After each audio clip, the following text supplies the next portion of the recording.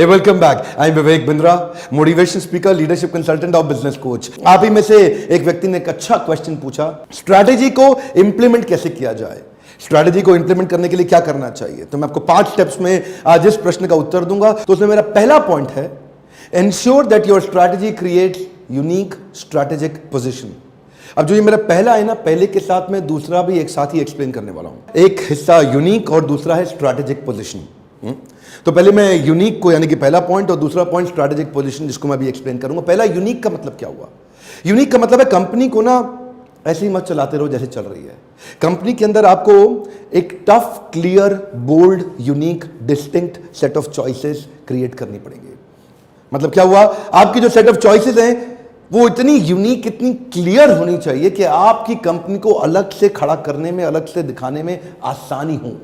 और दूसरा हिस्सा स्ट्रैटेजिक पोजीशनिंग, यानी कि वो जो यूनिकनेस है वो स्ट्रैटेजिकली पोजीशन भी हो रही हो। इसके भी 2 हिस्से हैं। मतलब क्या? प्रॉब्लम सॉल्विंग प्रोडक्ट और प्रॉब्लम सॉल्विंग प्रोडक्ट के बाद, यानी कि प्रोडक्ट वो होना चाहिए, वो नहीं जो मार्जिन ज्यादा देता हो, वो नहीं जो मार्केट में बिकता हो, नहीं बिकता हो, चलता हो, नहीं वो जो कस्टमर की सबसे बड़ी बर्निंग प्रॉब्लम सॉल्व करता हो। और उसके बाद न केवल प्रॉब्लम सॉल्विंग प्रोडक्ट बनाना है, बल्कि उसकी प्रॉब्लम सॉल्विंग पोजीशनिंग भी करनी है। देखिए 2 बातें हैं, पहले समझिए। कई बार क्या होता है, हम लोग ना इंडियन कंपनीज अमेरिकन को इतनी तेज कॉपी करते हैं, ये नहीं समझते कि इस प्रॉब्लम का कितना बड़ा क्वांटम है। इस प्रॉब्लम की मतलब नीड कितनी बड़ी है। यूएस में इस प्रॉब्लम की नीड थी तो वहां प्रोडक्ट बना, चल गया।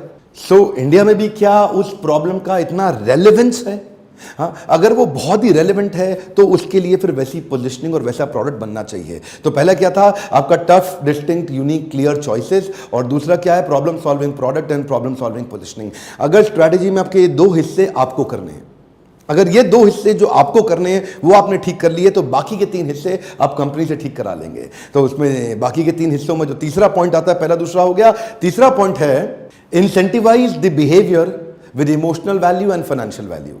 यानी कि अब जो कंपनी में आपने कुछ बड़े चॉइसेस ले लिए हैं, बड़े डिसीजंस ले लिए हैं, कुछ नई पोजीशनिंग की तैयारी करी है, लेकिन आपके एम्प्लॉइज तो तैयार नहीं है ना, आपके फैमिली मेंबर्स, मैनेजमेंट के लोग तो तैयार नहीं हैं। आपको बिहेवियर्स को इंसेंटिवाइज करना पड़ेगा। देखिए इंसेंटिव जो है ना वो 2 प्रकार के होते हैं।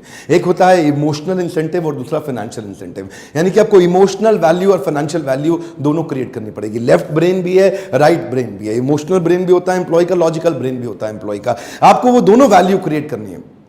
तो मतलब क्या हुआ इसका? यानी कि एक तो उसकी इमोशनल कमिटमेंट लेनी है कि ये चेंज हम क्यों लाए हैं, इससे देश में, समाज में, आपके जीवन में, मेरे जीवन में, कंपनी के जीवन में, आसपास सबके जीवन में क्या फायदा होने वाला है।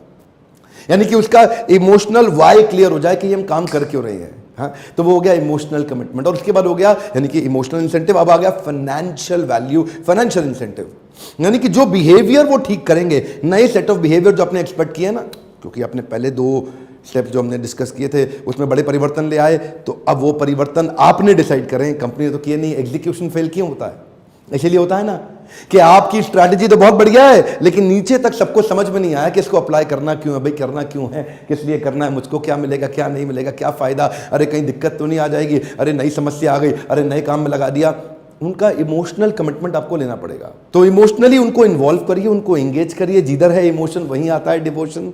और दूसरा है फाइनेंशियल वैल्यू, यानी कि जो बिहेवियर वो कर रहा है उसके ऊपर उसको इंसेंटिव देने चाहिए। अब जब वो इंसेंटिव आप देंगे उसको, फाइनेंशियली भी देंगे, इमोशनली भी देंगे, तो आपके साथ लग जाएगा। तो यानी कि आप और आपकी टीम अब एक हो गई।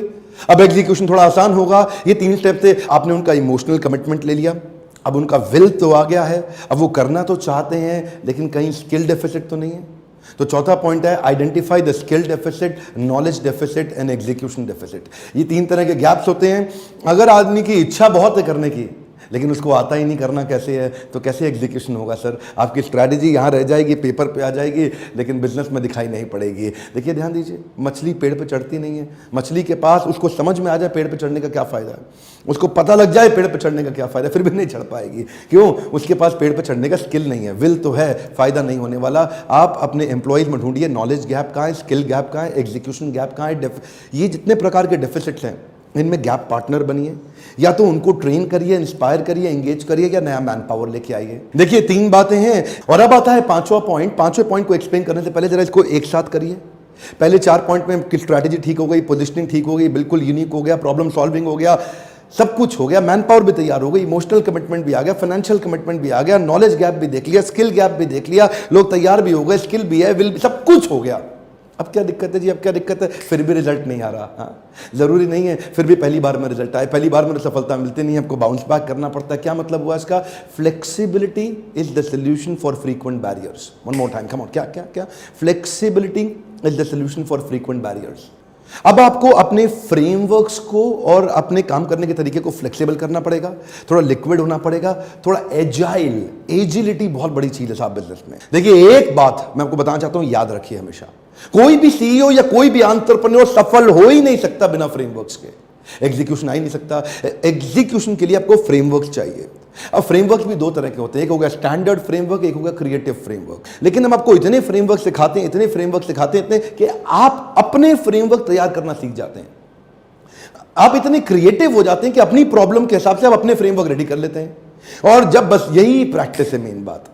जैसे ही सीईओ के पास फ्रेमवर्क्स बनने शुरू हो गए और फ्रेमवर्क्स इंप्रूव होने शुरू हो गए, क्रिएटिव होते गए वो फ्रेमवर्क्स को और इंप्रूव करने में, तो आपके पास स्ट्रैटेजिक फ्रेमवर्क्स रेडी, आपकी स्ट्रैटेजी के लिए एक शीट बन गई जिसको लोग, जूनियर आदमी जिसको ज्यादा दिमाग नहीं लगाना, काम करना है, वो आपके फ्रेमवर्क को इंप्लीमेंट करता जाएगा। आप तेज आगे बढ़ते जाएंगे, वो करता जाएगा। ये मुश्किल नहीं है।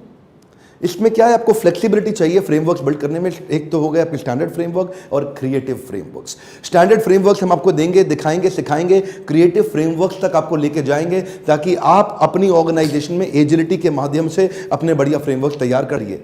इसको अपने दोस्तों के साथ, अपने, अगर आप स्टूडेंट है तो अपने पेरेंट्स के साथ, अपने रिश्तेदारों, अपने फ्रेंड, अपने व्हाट्सएप ग्रुप में इसलिए शेयर करिए क्योंकि हो सकता है किसी की इतनी बड़ी मदद हो जाए कि उसको जे कर्व मिल जाए।